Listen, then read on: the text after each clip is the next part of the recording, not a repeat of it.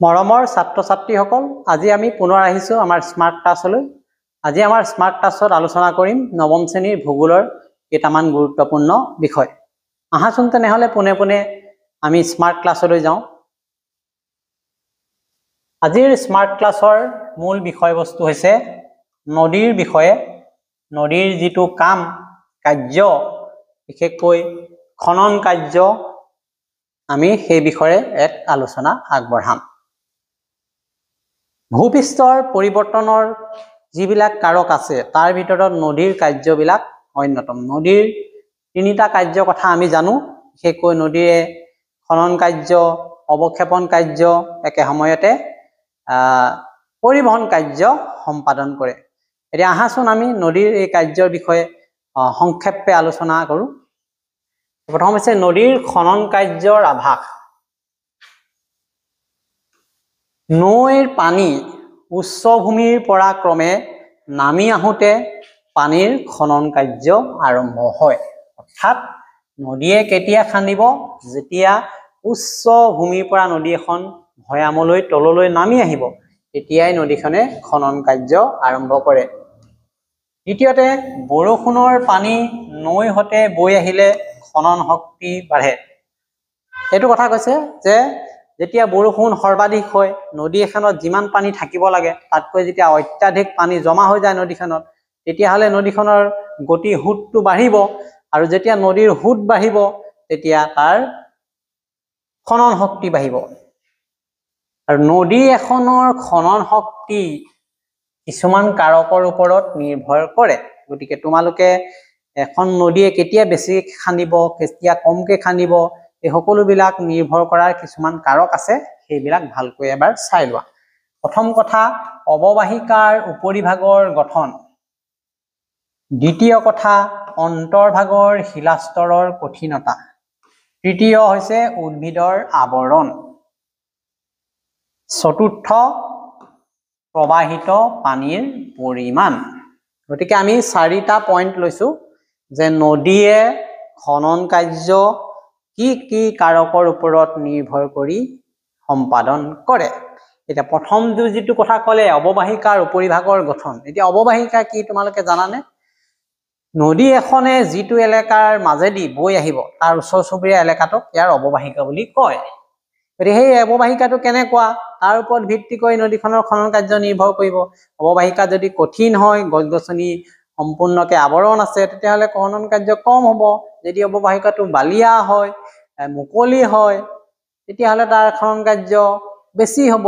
ঠিক তেনেকে অন্তৰ্ভাগৰ শিলাস্তৰৰ কঠিনতাৰ কথা কৈছে। সেই অৱবাহিকাটোৰ অন্তৰ্ভাগত কেনেকুৱা গঠন হৈছে, শিলাস্তৰ আছে নেকি, শিলেৰে গঠিত নেকি ভূমিভাগ।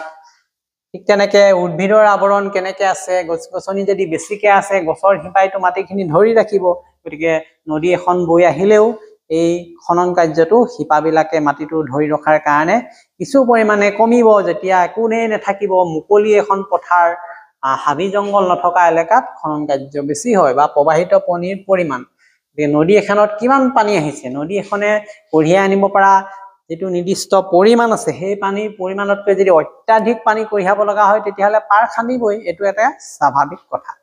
ঠিক তেনেকে নদীৰ এই দ্বিতীয় যিটো কাৰ্য আমি চাওঁ, নদীৰ পাৰ্শ্ব খনন। খনন কাৰ্যৰো ভাগ আছে। এতিয়া পাৰ্শ্ব খনন কাৰ্য নদীৰ কি? এতিয়া উচ্চ ভূমি অঞ্চলত নদীৰ পানীৰ গতিবেগ প্ৰবল আৰু খনন কাৰ্য অধিক হয়। নদী এখন যেতিয়া উচ্চ ভূমিৰ পৰা নামি আহিব তললৈ এঢলীয়াভাৱে, তেতিয়াহ'লে তীব্ৰ বেগত আহিব তাৰ গতিটো, তেতিয়াহ'লে সেই নদীখনে বেছিকৈ খান্দিব। ঠিক তেনেকে নদী সমতল বা ভৈয়াম অঞ্চলত যেতিয়া প্ৰৱেশ কৰে, তাৰ লগে লগে পানীৰ গভীৰতাটো কমি যায় বা পানীৰ বেগটো কমি যায়, আৰু পানী তেতিয়া হৈ যাব দুয়ো পাৰে বোৱাই নিয়াৰ চেষ্টা কৰে। নদীখনে এই পানী ভাগে তাৰ নদীৰ পাৰ দুটাক খুন্দিয়াব আৰু পাৰ দুটা খুন্দা খাই খহাবলৈ চেষ্টা কৰিব। আৰু ইয়াৰ ফলত কি হয়, নদীয়ে দুই পাৰত খনন কাৰ্য যে চলায় আৰু গতিপথটো বহলাবলৈ বাধ্য কৰে। এনেধৰণৰ খনন যিটো হয়, পাৰ খনন বা পাৰ্শ্ব খনন বোলা হয়।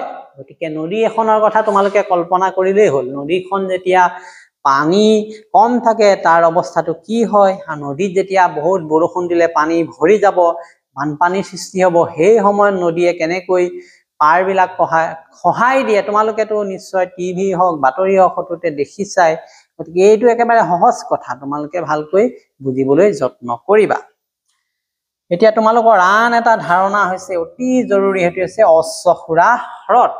অশ্বসুৰা হ্ৰদ কি, কাক বোলে, কেনেকৈ সৃষ্টি হয়, চিত্ৰ আঁকা, এই মূল কথাকেইটা ইয়াত দৰকাৰ হ'ব। এতিয়া নদী এখনে কি হয়, সমতল অঞ্চলত গতি কৰোঁতে তাৰ গতিটো সৰ্পিল বা একা বেকা হৈ পৰে। নদী এখন এনেকে গৈ থাকোঁতে কেতিয়াবা বেকা বেকিকে যাব পাৰে, এনেকে যাব পাৰে, সৰ্পিল গতি, সাপটোৰ দৰে। পাৰ্শ্ব খনন কাৰ্যই নদীৰ গতিপথ অধিক ভাঁজযুক্ত কৰে। নদী এখন গৈ আছে, ধৰি লৈছো এনেকেই গৈ আছিলে, তাৰ পাৰটো খহি গ'ল, এনেকুৱা ভাঁজযুক্ত হ'ল, আকৌ এনেকে গৈছিলে, আকৌ ভাঁজযুক্ত হ'ল, এনেকুৱা ধৰণৰ কথা কৈছে। কোনো ঠাইত কি হ'ব পাৰে, নদীৰ গতি অতি মাত্ৰাত ভাঁজ খালে বৰষুণৰ পানী অধিক পৰিমাণে বোৱাই নিব নোৱাৰা হৈ যায়। নদীয়ে গতিপথ পোন কৰি নিয়ে তেতিয়া অৱস্থাত। গতিকে ইয়াৰ ফলত কি হয়, নদীৰ প্ৰকৃত যিটো পথ আছিলে, সেই পথটো ভাঁজযুক্ত অংশ কেতিয়াবা এৰি গুচি যাব পাৰে। পিছত সেই এৰি থৈ যোৱা যিটো অংশ, এই এৰি থৈ যোৱা অংশখিনি পানী ভৰি যাব, তাত হ্ৰদৰ নিচিনা হয়, তাত গেট পৰিব, জলাশয় নিচিনা হয়। এতিয়া ঘোঁৰাৰ যিটো খুৰা, এই খুৰাৰ আকৃতিৰ দৰে হৈ এই জলাশয়বিলাক নদীৰ ভাঁজযুক্ত গতিপথত এটা বেলেগ ধৰণৰ অৱয়ৱৰ সৃষ্টি কৰে, যাক আমি অশ্বসুৰা হ্ৰদ বুলি কওঁ। গতিকে মৰমৰ ছাত্ৰ ছাত্ৰীসকল, তোমালোকে দেখিলা আমি অতি কম সময়ত নদীৰ দুটা কাৰ্যসূচী, পাৰ্শ্ব খনন বা অন্যান্য খনন কাৰ্যৰ কথা গম পালোঁ, অশ্বসুৰা হ্ৰদ কি গম পালোঁ, অশ্বসুৰা হ্ৰদ কেনেকৈ সৃষ্টি হয় গম পালোঁ। গতিকে এনেধৰণৰ প্ৰশ্নবিলাক চাই থাকিবলৈ তোমালোকে মোৰ ইউটিউব চেনেল জ্ঞান সাগৰ সলিউশ্যন চাবলৈ নাপাহৰিবা। লগতে মোৰ ফেচবুক পেজ পংকজ বৰা তোমালোকে ফলো কৰিবা। গতিকে তোমালোকে এতিয়া আলোচনা কৰাৰ ভিতৰত এই প্ৰশ্নবিলাক কৰিবলৈ চেষ্টা কৰিবা। নদীৰ খনন কাৰ্য কি কাৰকৰ ওপৰত নিৰ্ভৰ কৰে আমি পঢ়িছিলোঁ, ঠিক তেনেকে পাৰ্শ্ব খনন কেনেকৈ হয়, ইয়াৰ ফলত কি পৰিৱৰ্তন ঘটে, এইকেইটা উত্তৰ ইয়াতে পাম। 3 নম্বৰটো পশ্চসুৰা হ্ৰদ কেনেকৈ সৃষ্টি হয়, 4 নম্বৰ উচ্চভূমি সমতলত নদীৰ খনন কাৰ্যত কেনেকুৱা পাৰ্থক্য থাকে, 5 নম্বৰ পশ্চসুৰা হ্ৰদৰ আকাৰ কেনেকুৱা হয়, ঘোঁৰাৰ খুৰাকৃতিৰ, কিয় ইয়াক এনে নাম দিয়া হৈছে। গতিকে এই কথাখিনি তোমালোকে লিখিব এতিয়া পাৰিবা। গতিকে আমাৰ একেবাৰে শেষৰ মুখনি মাৰিলে আমি কি ক'ম, আমাৰ সামৰণিত কি ক'ম চোৱা। নদীৰ খনন কাৰ্য প্ৰথমতে তীব্ৰ গতিত হয়, উচ্চ স্তৰৰ পৰা যেতিয়া ভৈয়ামলৈ নামি আহে, কিন্তু ভৈয়ামত প্ৰৱেশ কৰাৰ লগে লগে পাৰ্শ্ব খনন কৰে নদীয়ে, ইয়াৰ ফলত নদীৰ সৰ্পিল গতি হয়, বেকা বেকা হয়, আৰু কোনো অংশত অশ্বসুৰা হ্ৰদে গঠন কৰে। গতিকে তোমালোকক এইখিনি কথা আজি মোৰ স্মাৰ্ট ক্লাছৰ যোগেদি জনালোঁ। আশা কৰিছোঁ তোমালোকে নিশ্চয় বুজিবলৈ সক্ষম হৈছা। এনেধৰণৰ ভিডিঅ' তোমালোকে পাই থাকিবা, সদায় পাবা। গতিকে তোমালোকে সংযুক্ত হৈ থাকিবা জ্ঞান সাগৰ সলিউশ্যন। গতিকে আজিলৈ ইমানতে আমাৰ স্মাৰ্ট ক্লাছ শেষ কৰিছোঁ। পুনৰ এটা নতুন ভিডিঅ' লৈ অহাৰ প্ৰতিশ্ৰুতিৰে তোমালোকৰ পৰা বিদায় লৈছোঁ। ধন্যবাদ।